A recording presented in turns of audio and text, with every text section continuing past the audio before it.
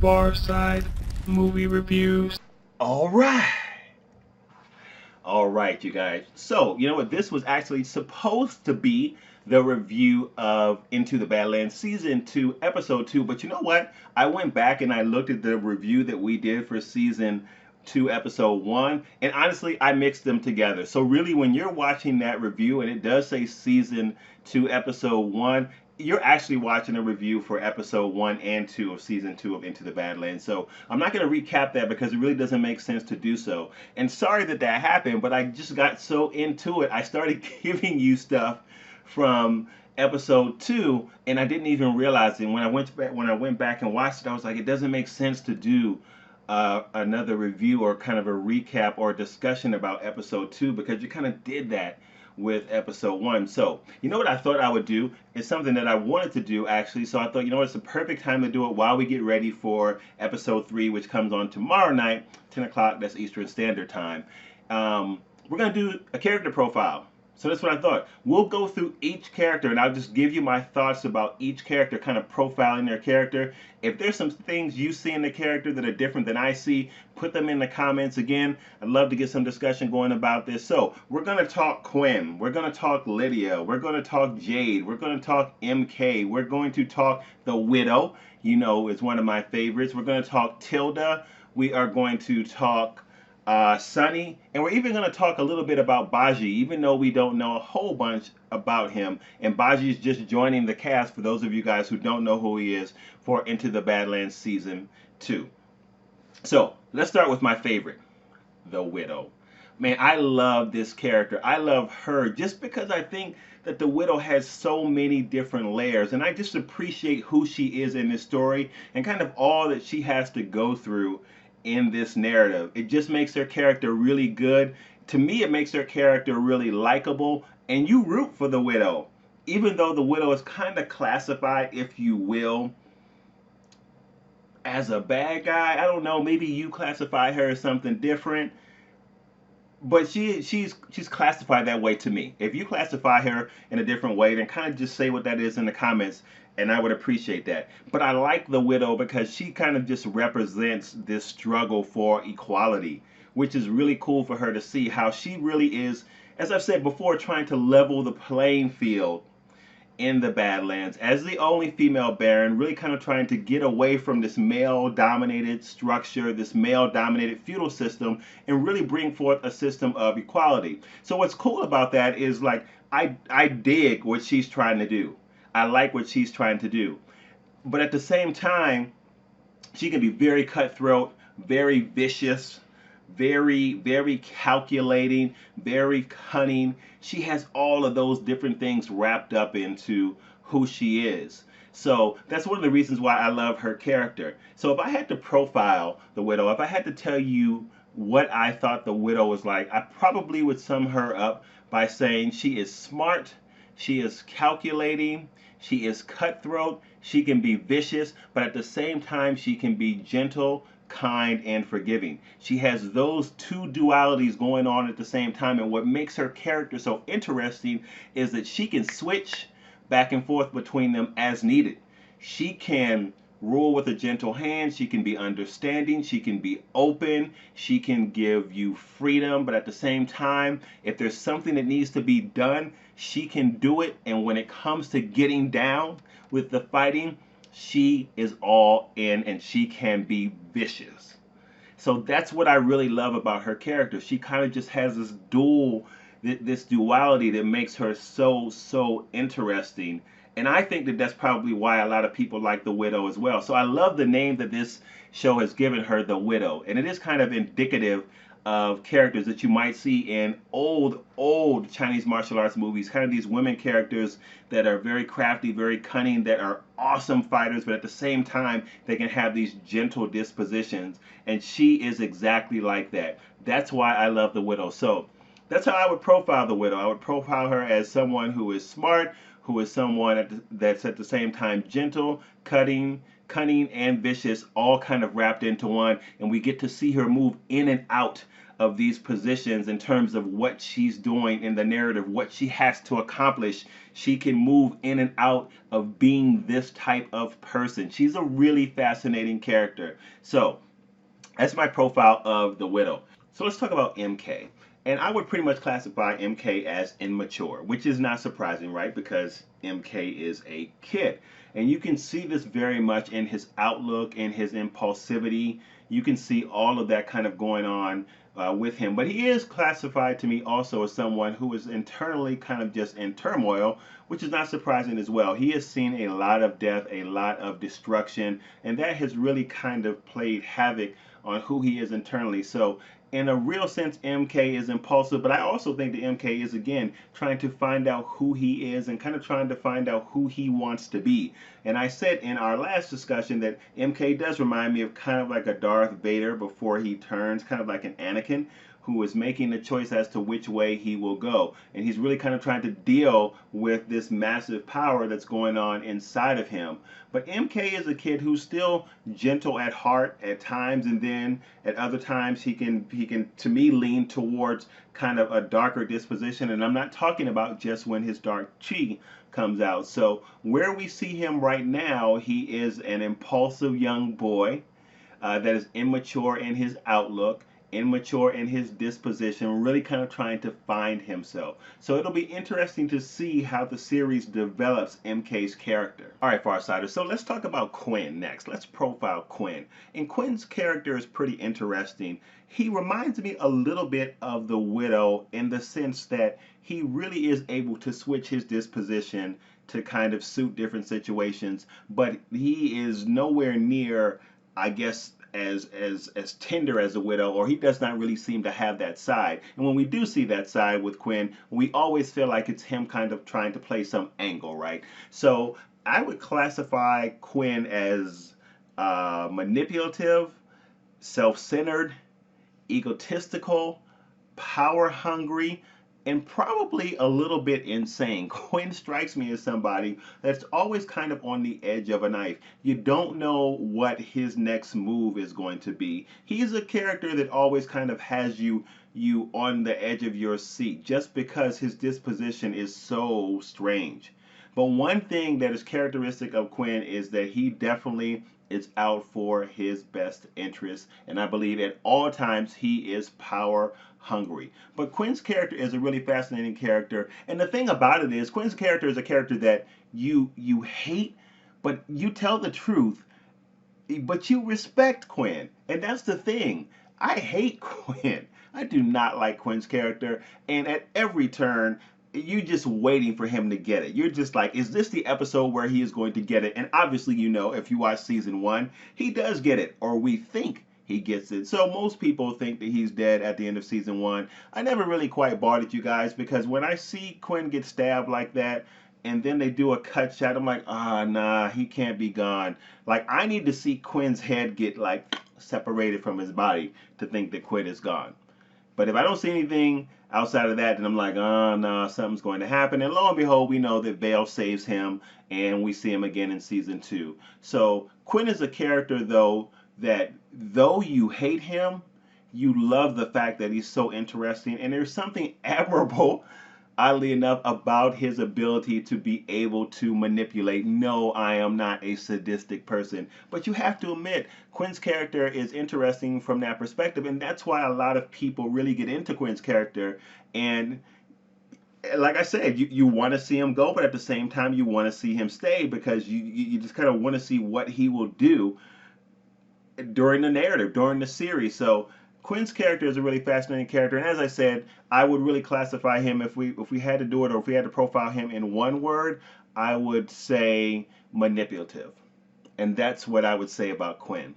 All right, guys, so next let's talk Lydia. Now, one of the things I like about Lydia is just who she is as a person. So if I was going to classify Lydia, who is Quinn's wife, by the way, I guess you know that by how far we are now into the series, is I would classify her, or I would profile her as a survivor. She is smart, she is adaptive, and she has a pretty good handle on the personality and the dispositions of the folks around her. So she is very aware of who she's dealing with, and she's very much able to adapt to whomever is in front of her or the situation that is in front of her to make it the best that it can be for her survival and for her benefit. So that's one of the reasons why I really like her. And you notice that. You notice that when you see her character at different stations or different times during the series or different locations, however you want to classify that, she is able to adapt to the environment that she's in, but she really does, to me, have a good kind of psychological understanding of the mental framework, should I say, of the people that she's dealing with. And to that end, she's really kind of able to manipulate situations to meet her needs as well. I actually think that she really has a good handle on Quinn's psyche as well.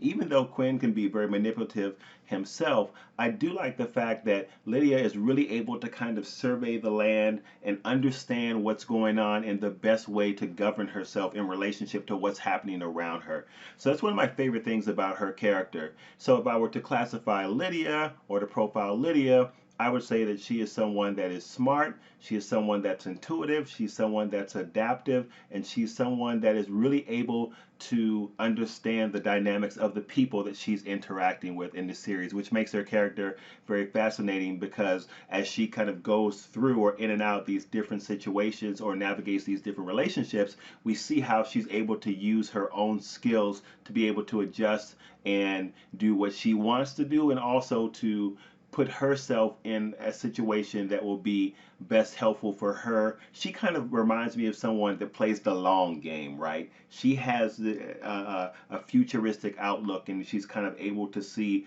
all the pieces on the board. And that's the kind of character, that's the kind of disposition that Lydia has to me. All right, so let's get into Jade next. Now, Jade is an interesting character because you guys remember when I talked about that first video I did when I talked about season 1. I talked about the structure of the show, and we kind of broke down the different elements or the structure of the feudalism that was set up in the Badlands, and we talked about cogs. So Jade actually comes from that community, from the cog community. Now, the reason that Jade is fascinating is because she has literally been able to work her way up from the lowest class, if you will, within that feudal system to being a baron's wife. And she has done that through certain steps of just kind of promoting herself. So she's really worked herself from poverty to essentially riches. So what's interesting about Jay's character is that she again is very smart in understanding and kind of dealing with the people that is around her. And she has the ability to position herself to be in the presence and also the part or be part of the power distribution that's going on within the baronship. And of course, she's not a baron herself, but she's been able to position herself to be a baron's wife. And she has influence over the current baron right now anyway, which is Ryder. But it's fascinating to see her kind of work those angles because she was not situated in a place of royalty, so to speak, or in a higher rung within the feudal structure. So she's worked hard to get there, and she's done that by pretty much subjugating herself to slavery. So essentially, she still is the property of the Baron, and if you notice, she kind of has the Baron's tattoo on her hand, but she doesn't care about that because she's taken the necessary steps, right, to get to where she wants to be. So what I think is interesting about Jade, or if I had to profile Jade, I would say that she is smart. I would say that Jade is cunning as well. I would say that Jade is slightly manipulative, and I would say that she is a fair judge of character. She's a fair judge of the people that are in front of her, and she is able to kind of maneuver some of those folks into places where she wants them to be to achieve the goals that she has. So it's really interesting when you see Jade interact, for example, with characters like Quinn or characters like Lydia, because sometimes you can see the power struggle going on between the two of them, especially between Lydia and Jade, because as I've told you, Lydia has the ability as well to kind of understand the people that she's dealing with, right? And I think that Lydia can see the manipulation that's coming from Jade. So the two of them kind of go back and forth a little bit. I don't think Quinn sees it as much, even though I do think that Jade was manipulating Quinn. But Quinn is so daggone arrogant that I don't even think he notices it. But that's one thing that I really like about Jade. So if I had to classify Jade, I would classify her as smart. I would classify her as intuitive. I would classify her as being a good read of the people in front of her. And I would classify her as a bit manipulative as well. And I would actually classify Jade as kind of soft at heart. So she can be manipulative in terms of kind of moving the pieces around her to suit her needs, but she is not vicious in terms of physically violent or being cutthroat when it comes to taking certain actions in terms of really kind of getting down and dirty herself. Now, she might manipulate the pieces around her to get some stuff done, but she is not the type to get her hands dirty yet. We will see what the season holds. So that's how I would classify Jade. All right, Farsiders. So now hopefully you can see why I'm so excited about Into the Badlands. I love the characters in this series. I mean, to me, they have a lot of layers. They're very interesting, and there's a lot of potential for this series to take them in different directions. So as I said before, this is a very character-driven show. Not to mention the martial arts aspect, which for me, as I say, puts it on a whole different level. Anyway, let's talk about Ryder next. So Ryder is Quinn's son. And if I had to characterize or profile Ryder, I would say someone that is, how would I characterize Ryder? Ryder is someone that's really still kind of trying to find his way. Very insecure, very damaged from the relationship with his father, which was not good. I mean, his father pretty much emotionally and psychologically like tore this kid up from the psyche out. And you can see it with Ryder's disposition as he really kind of tries to assert himself, as he really kind of tries to make himself think that he's worthy of being a baron. So he does kind of all these outward actions that seem like they're power moves on his part, but you're not sure if Ryder really believes that. I don't think that he does. I don't think that Ryder really believes that he deserves the baronship, and I don't think that Ryder really thinks that he is a capable baron. So if I had to classify Ryder or profile Ryder, again, I would say that he's someone that's insecure, that's dealing with a whole bunch of psychological and emotional damage inside, and someone that really, in a very real way, needs to prove himself and tries to do that through outward power moves, but internally doesn't really have the fortitude necessarily to be a great baron, in my opinion, but he doesn't believe that he can be a great baron either. But we'll see. He will be an interesting character to watch, to see what the series does with Ryder, and to see again what direction Ryder really takes as baron as well. Will he rule in a very different manner than his father did? He seems to be doing that now. Will he even stay baron? We'll see what happens, because now we know, right, that Quinn is not dead. And you better believe, as power hungry as Quinn is, he is coming for the head of his, well, what do they call it, the zone or whatever he's over, his area, for his baronship or baronhood. I'm not even sure how you pronounce that, whatever that is. Somebody correct me below, tell me what it is. All right.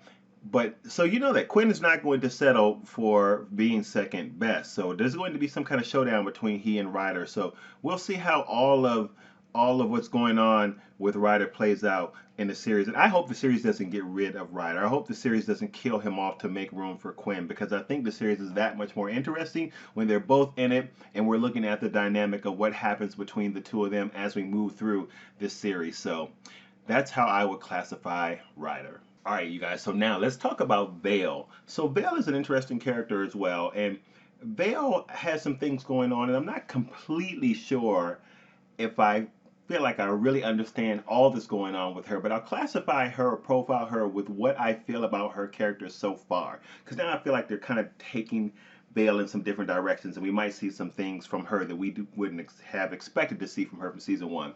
But I would classify Vale as someone that is gentle, someone that is kind, someone that is caring, but there's more going on with her. I also think that Vale is smart. I also think that Vale is intuitive as well, and I think that Vale is a survivor. So those would be the characteristics that I would classify her with, or really profile Vale as having. But Vale is interesting because she really does have a very strong survival instinct that kicks in, and you can see that instinct in season one, and as well spilling over into season two. Now that we know that Quinn is not dead, and now that we know that Vale is the one that saved Quinn, so there are a lot of things going on with Vale. I think that the reason that Vale saved Quinn is because she felt like having Quinn alive would be her best chance to survive really the chaos or upheaval that has happened in the Badlands after Quinn is attacked. She senses that things are really unraveling, and she feels like Quinn is probably her best resource to keep her alive. That's why I think that she saved his life. So Vale is interesting because, again, she reminds me a little bit of Lydia and Jade also, and I love that dynamic because the women in this show are very smart and they're very adaptive. So she figures out that she needs to take certain precautions or make certain moves to keep herself and her baby safe. And to that end, she saves Quinn. And I also think that Vale is smart because I think that Vale understands kind of the makeup of Quinn as well. So she is able to get into Quinn's head a little bit. She's able to kind of tap into Quinn's ego, so to speak. I think she's smart enough to do that. So I really like Vale because she is a character that has layers as well. But for me, Vale is a little bit of a complex character. I'm not sure that I understand all that's going on with her, but where I am with her right now is I do think that the things I shared with her, share with you about her are true. She'll be one to watch because there are times I go back and forth with Vale, and sometimes I feel like she is being manipulated by Quinn because he's a master manipulator. But then there are other times I think she's not. It's hard for me to put my finger on what's going on with Vale. I'm interested to know what you think about Vale. What do you think is happening with her? What do you think really is the makeup of her character? What kind of person is she at her core? I hope that Quinn doesn't turn Vale. I hope that Vale still stays committed to the relationship with Sonny, and the two of them end up reconnecting. So we'll see what happens with Vale. Okay, guys. So next, let's get into the man of the series, who is Sonny. So how would I characterize, or if I was going to profile Sonny, how would I talk about Sonny? Now, Sonny's an interesting character as well because he also is someone that seems to have kind of these strong characteristics or these strong traits, but Sonny definitely has some deficits that we really do start to see more of in season two. But if I had to classify or characterize Sonny or profile Sonny, I would say that he is aware of his surroundings. He is a good person at heart. He is a lot more kind inside. He is concerned about the well-being of others. I would also classify him as fierce. I would also classify him as focused. And I would also classify him as someone that is not satisfied being in the position of servitude. So those are all kind of ways that I would classify or profile Sonny. Now, Sonny doesn't start out that way. I think that when he first starts as a Clipper, he is really wholly committed to the service of his Baron, and then he does get into that relationship with Vale, and things start to change for him. I think Sonny starts to realize that there is a life outside of this. He desires a life outside of servitude, or really wholly serving the will of the Baron, and things start to change for him internally. Now, what's interesting about Sonny is that while you see Sonny's character in season one, you really would classify him as a guy that really kind of understands the dynamics of all that's going on around him, or at least I would. I classify Sonny as someone that is very aware of what's happening. Sonny is someone that kind of is devising a plan or wants to get out. If he hasn't necessarily devised a plan yet, he was thinking about it. So Sonny is someone that is aware that he is not satisfied with the situation that he is in. So in season one, Sonny really seems like a go-to guy. He seems like, for me, a guy that is smart, a guy that is wise on the battlefield, a guy that really does have the answers, but he's not really.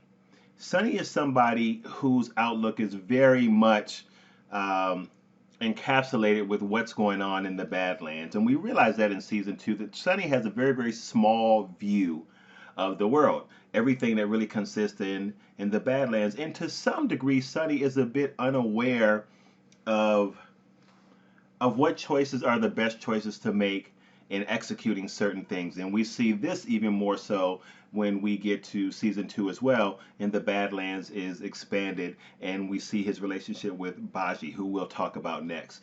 But I like Sunny because I think, again, Sunny is a survivor. Sunny is super focused, and Sunny is committed to a task. He is committed to what he feels is right or what he feels is noble. And what's cool about season 2 of Into the Badlands is Sunny has really kind of freed himself from the grip of the Baron, and he loves that new reality. But he's still committed to some things that are still in the Badlands, i.e., Vale and his baby. So Sunny is still very tunnel focused. Sunny is still very task oriented, but we find in season 2 that Sunny's horizon is not very broad, and Bajie kind of helps to unveil that in season 2. But Bajie also kind of helps to broaden Sunny's horizon, really almost to make Sunny a lot wiser in his interactions than he already is, because Bajie kind of represents more of a world view, because in season 2 the Badlands is not the only place, the world is opened up.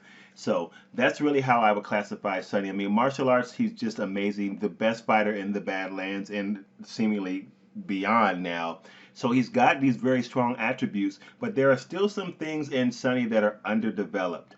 And season 2 starts to, I think, open our eyes to that, and we start to see that there is a lot more that Sunny has to learn. For all the respect that we have for him, for all the admiration that we have for Sunny, and for how much we care about Sunny, we realize that Sunny's not important. Not. Oh, geez, you guys, I can't think of the word. What's the word I'm saying? That Sunny still has a lot to learn.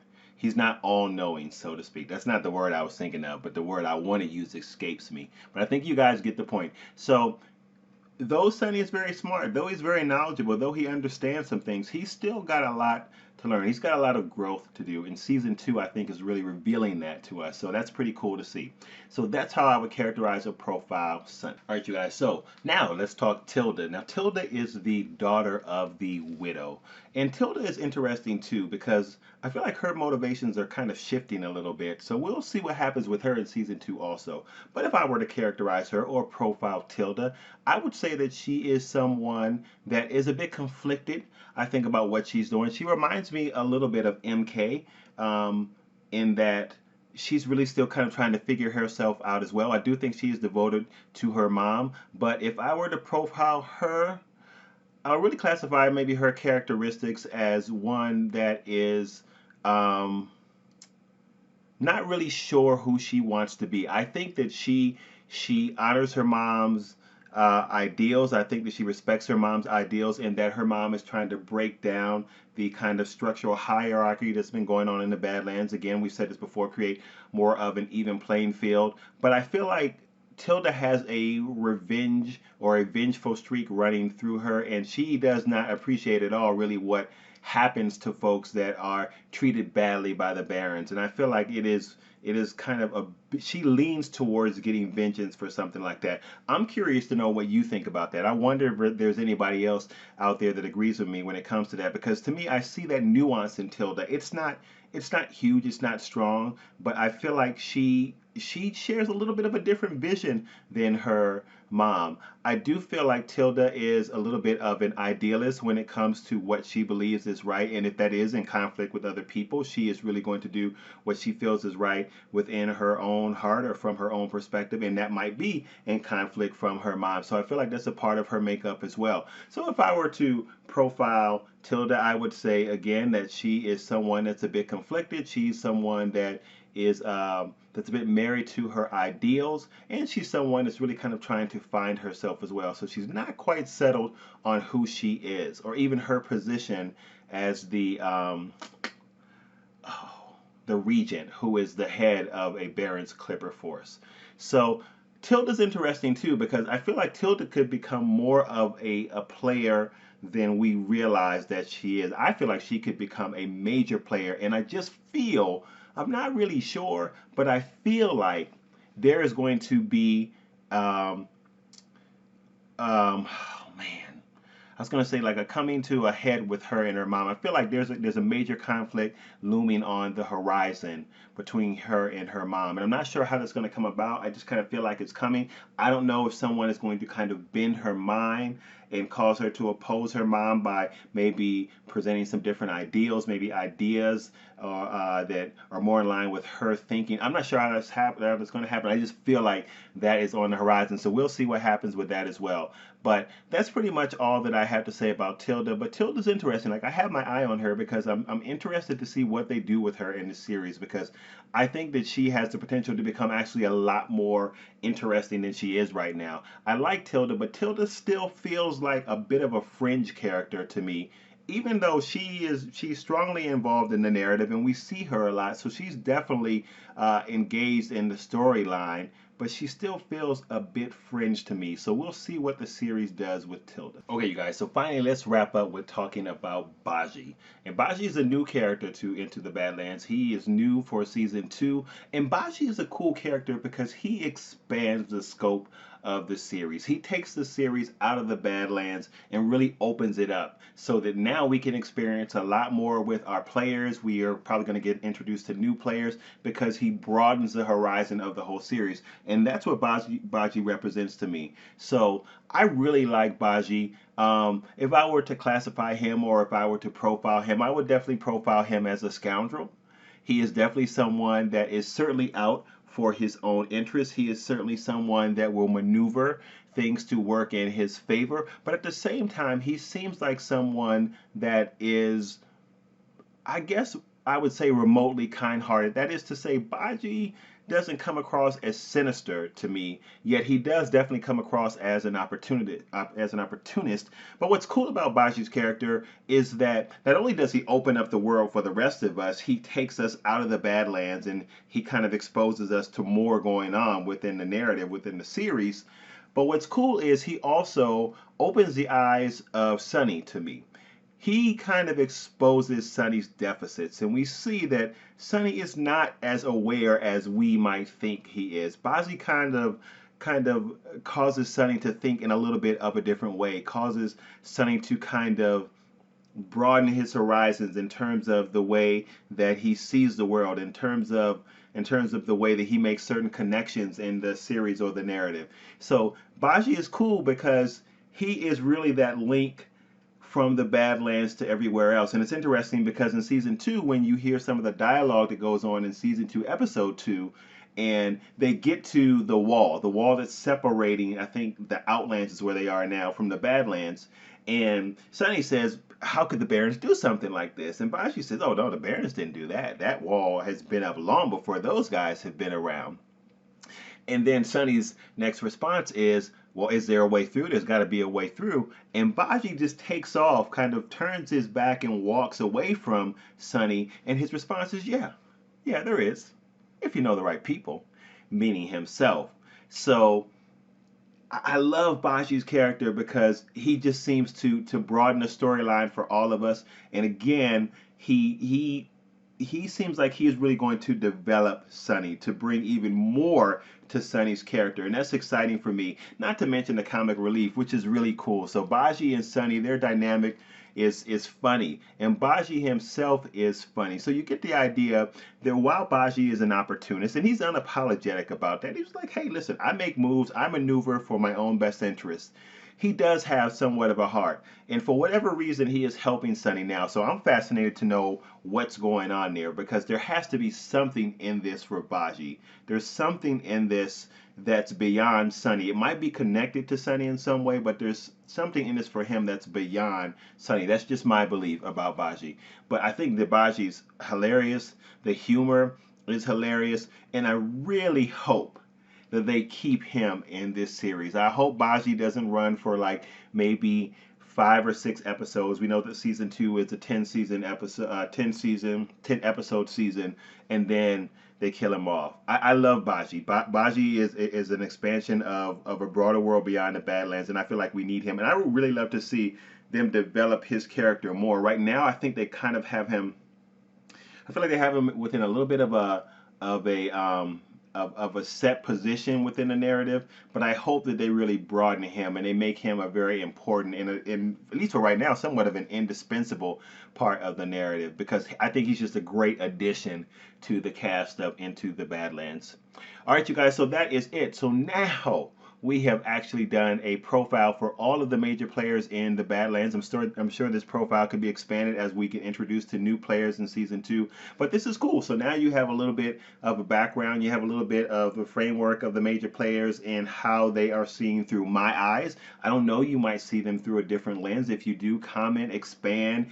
Maybe some things that I didn't see that you see. This is about discussion. I say this in every video because I do not want to just put these videos out and have you guys watch them. And if you like them, that's great, because I hope you do. But let's talk about it. If you like this show, then talk to me about your response to how you feel about this show in the comments section. I really hope that that happens here. As you can see, I'm really excited about this series, Into the Badlands, and I really want to dig deep into this. So that's why we do things like this video, and we'll do more of these to come as the season expands and we get more players, or as things take certain twists. I'd like to actually do something really kind of focusing and digging a little deeper into the ladies of this series, because I kind of really like the way that this series treats them. So much to say here about Into the Badlands, you guys. Listen, I hope that you enjoyed this. I know it's long, but I hope you sat through it, because I really had a lot of fun making it. Looking forward to going back and forth with you in the comments about how you feel about this. Guys, if you like this, please make sure that you give it a thumbs up, you guys, and please share it if you like it, because I really want to get some exposure to this so that we can grow the community and have more conversation around this, you guys. Make sure that you subscribe. You'll see a button with me popping up doing like that. If it hasn't popped up, give it a second, it will. You can press that button to subscribe. Make sure you do that. Become a Farsighter so that we can talk Into the Badlands together. Also, you guys, you can subscribe. There is a little button down there at the bottom that's been there all the time that says you can subscribe here. You can click that to subscribe as well. Guys, make sure that you check out the other stuff I've done around this this series. I've done a few videos around it. We did just kind of a season 1 overview, and then we did a review of episode 1 from season 2, which was really a mix of both season 2 and episode 2 and 1. And now we've done the profile, and tomorrow we'll get into our 3rd episode of season 2, and then we'll talk about that as well. Guys, thank you so much as always for watching. I greatly appreciate it, and I think that's it. Just make sure you ding, hit that notification bell on the way out, and with that, I will see you on the next video. Bye-bye.